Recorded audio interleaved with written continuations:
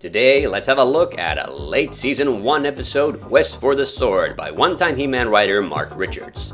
I've mentioned in the past that this episode epitomizes a problem during the latter half of Season 1, where the overall quality of episodes on He-Man started to drop down quite a bit, despite the episode directors having decent scripts to work with. However, Quest for the Sword I think might count as both a poorly written, if ambitious script, and directed badly by a series regular. Now let's have a look-see.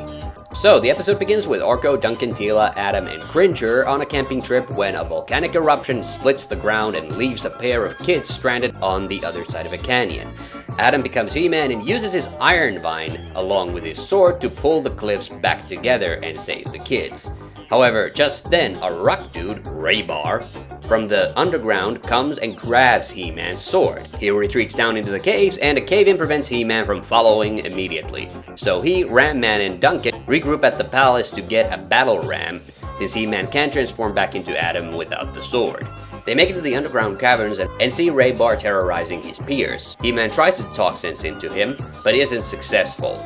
One of the other rock dudes, Togar, is jealous of Raybar, and he wants power too, so he then nabs Duncan's laser, which he apparently just lets Togar do, and he accidentally destroys the support beam holding up the cave. He-Man steps up to stop the roof of the cave from crashing down, and eventually Raybar and Togar decide to put their differences aside and help, after which they realize that weapons don't make them good leaders and toss them into a bottomless pit without a second thought, and to the shock and horror of the heroes. He-Man then returns to the surface, having resigned to his fate as never becoming Adam again.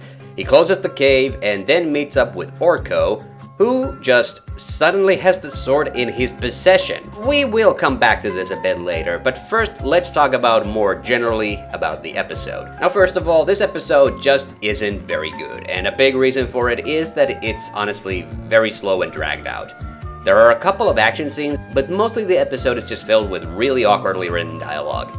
It's obvious to me that the writer Mark Richards had some clear and definite morale for this episode. The characters do spend a long time talking about how He-Man doesn't want to use force against the Rock People, since they're clearly not violent and the heroes want to resolve the conflict peacefully. There's also a lot of awkward dialogue about how Prince Adam disappeared in the middle of the episode, with Teela being especially grating about it, and even Ram-Man seemingly realizing that he never does see Adam and He-Man in the same place at the same time. It would actually be a really funny observation if it didn't so utterly undercut the tension of the storyline. Because on its merits, Adam being stuck in his He-Man body for seemingly keeps is honestly kind of a sad idea, and He-Man does genuinely seem a bit crestfallen when he thinks his sword is gone for good. So when Orko suddenly breaks the tension, it kind of ruins the moment, but again, I'll hold off on that because there's other stuff left for me to complain about. Principally, the animation and direction.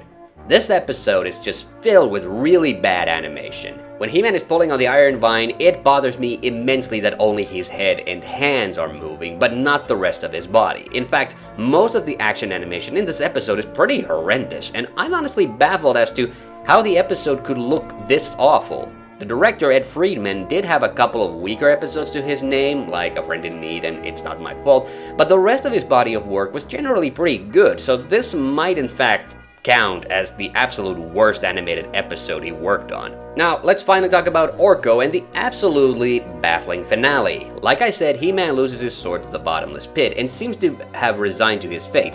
When Orko comes up to He-Man towards the end, he says that he caught the sword while he was flying down into the bottomless pit to charge up his magic.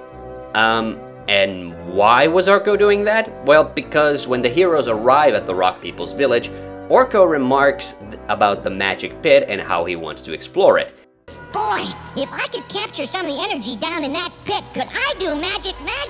That pit is bottomless, my friend.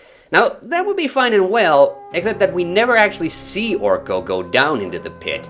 On the contrary, he's still hanging around the heroes when the cave is collapsing, and then he's just mysteriously absent when the crisis is over. Now, this really annoys me because it seems to imply that Orko saw that the crisis was averted and just immediately fucked off, missing the sword and laser drama, caught He-Man's sword as it was falling, and then waited for presumably hours to finally get the sword back to He-Man. And also, really, the heroes left the cave without Orko? I mean, this is not the only plot hole in this episode. I'm sorry, but even if this is all just the director not paying attention to the fine details of the script, this really does feel like the episode is just pulling the rug from under the audience, and I hate it. Remember when I said earlier that they were going to get the battle ram, which is the name of this vehicle? Well, they never actually end up using it. They actually use Ram Man to get into the cave. I mean, maybe the writer didn't know the difference, but seriously? Similarly, I hate that whole bit about Duncan's laser, and especially how he literally does nothing about Togar stealing it. I mean, what the hell is this scene even? Surely Duncan would at least react to him coming so close to him. But now I feel I should really talk about some of the positives of the episode. Firstly, there's how badly Teela and Adam are razzing Duncan at the start, who can't seem to get a fire going. I also think He-Man's way of climbing out of the chasm looks really funny with his little gymnastics hop. In fact, the best moment of animation is probably when He-Man and Ram-Man knock each other out of the air in the cave. This scene feels like it wasn't really meant for He-Man, but it is pretty great. I also think that when Adam suddenly shows up at the end of the episode, Duncan's shocked reaction is just priceless. How? It's like he just can't deal, and it's hilarious.